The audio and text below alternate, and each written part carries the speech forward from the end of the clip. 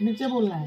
आगे हद से ज्यादा यार सूती तो किया आगे हद से ज्यादा यार सुना तो हर बतिया।